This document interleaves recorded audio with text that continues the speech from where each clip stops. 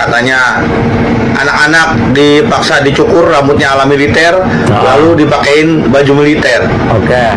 Kalau cuma alasan itu mah tuh, dimana dengan anak-anak ini yang dipakein dengan pakaian polisi? Oh iya, anak TK.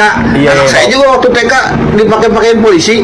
Oh iya. Apakah itu termasuk politisasi?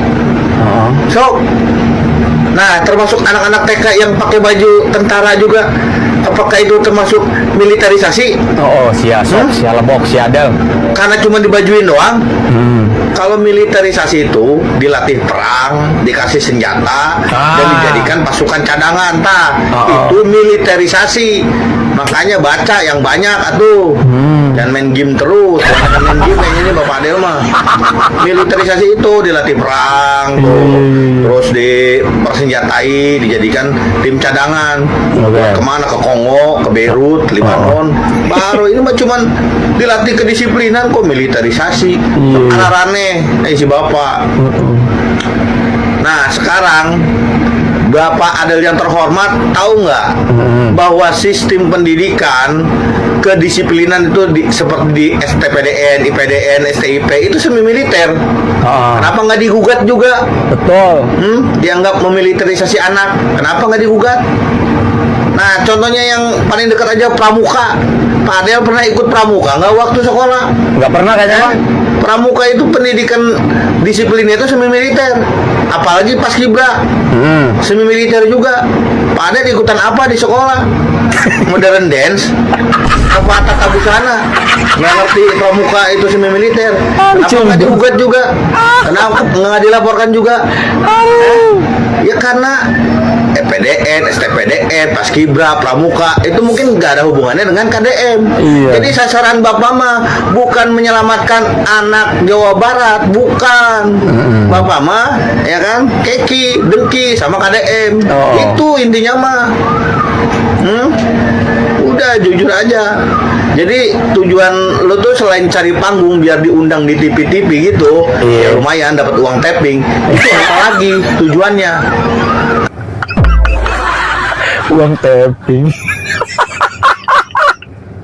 Uang transport kali bang. Nanti gue jelasin di akhir video, gue simpulkan di akhir video sekalian sama yang terhormat Ibu Retno. Retno. Habis ini gue terangin masalah Ibu Retno, gue bahas masalah Ibu Retno. Aduh. Udahlah kasihan Pak, takutnya ya lo kan punya anak. Nah kalau misalnya anak lu akhirnya dikucilkan, kasihan. Dikucilkan gara-gara kelakuan bapaknya kayak gini. Gitu. Nah sekarang kita bahas yang kedua, yang terhormat Ibu Retno. Retno nih. Yang terhormat Ibu Retno, mantan komisioner KPAI, kembali menyinyiri kebijakan masuk sekolah pagi dari KDM. Dari awal KDM mempunyai kebijakan yang ditujukan untuk anak sekolah, Ibu Retno ini selalu menentang apapun kebijakan dari KDM. Secara dia udah bukan anggota KPAI gitu. Ya, kita tahu anggota KPAI kan tugasnya mengawasi anak. Ya karena sudah bukan anggota KPAI, tidak bisa mengawasi anak. Akhirnya ibu ini ngambil inisiatif untuk mengawasi Bapak Aing. Alih tugas dari mengawasi anak jadi mengawasi Bapak Aing. Siap. Kata dia di videonya itu, hasil wawancara itu dengan Metro, katanya remaja itu butuh tidur lebih malam dan bangun lebih siang. Orang tua macam apa tuh bang begitu bang? Sebagai seorang muslimah emang gak nyuruh anaknya sholat subuh harus bangun lebih siang, kumaha ini teh aneh ting. Nah terus dia juga merujuk pada riset dan kajian dari barat. Gue jadi apa ya, jadi alergi kalau dengar kata-kata kajian teh. Sama setelah tahu berapa budget yang harus dikeluarkan negara untuk satu kajian saja gitu, 2 juta. Aduh, satu orang. Nah, makanya kan KDM pernah meminta seorang ahli ya dari luar gitu. Bisa nggak sih ngerubah kajian-kajian yang udah numpuk itu, yang udah menghabiskan miliaran rupiah itu untuk menjadi energi gitu.